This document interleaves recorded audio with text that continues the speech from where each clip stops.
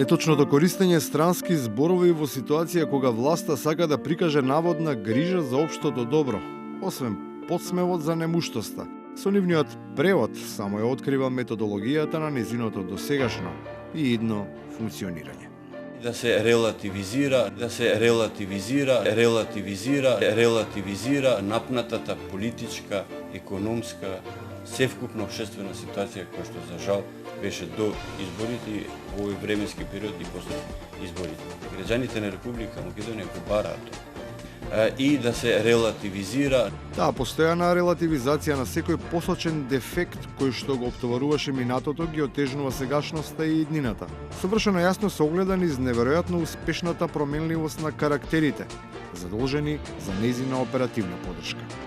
Добро вечер, ви благодарам на поканата, после еден извесен период е повторно на ТВ Нова. Во нова улога заврши вашиот мандат. Сега можеме повторно да ве употребуваме, да ве користиме како политички аналитичар. Употребната вредност на ваквото систематско толчење на демократијата преку концепти со кои се воспоставува целосна контрола врз сите лостови на едно нормално и функционално општество, со комплетна доминација во сите сфери, а најмногу во медиумската.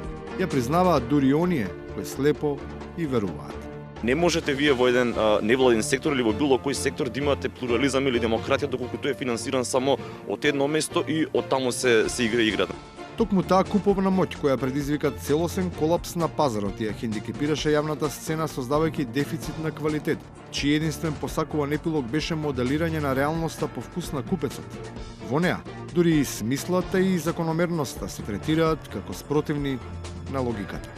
Иако ВМРО-ДПМН има најмногу гласови во Република Македонија и Коалицијата за подобра Македонија, дека сепак не е тоа поголем број од 50% и така натаму. Значи, ако одиме со таа антилогика на СДСМ, тогаш ниедна влада во Европа нема легитимитет.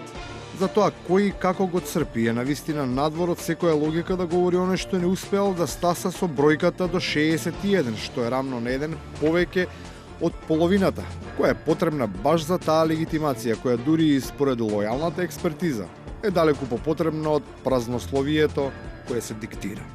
Тоа што го кажуваш по јавноста во медиумите како изјави и така натаму дека имаш парламентарно мнозинство не може да биде релевантен доказ дека го имаш и де јуре и де факто мнозинството во собранието, каде му е хартијата каде што ќе докаже дека има парламентарно мнозинство во собранието. Во таа игра на нерви која наликува на погрешна метеоролошка прогноза, а не на реална политика, фразеологијата која се користи наликува на онаа во која сите други се глувци во однос на главниот начар. Мислам дека ќе се одмота клопчето во оваа политичка ситуација од другиот понеделник. И на крајот, за следбениците на мудрите, кои секогаш подготвени го дочекуваат одмотувањето на секое политичко клопче. За време на двегодишната политичка криза во државата, ние, жените на Гром, одлучивме да ги следиме мудрите политички одлуки на нашиот лидер и да ја завземеме вистинската страна.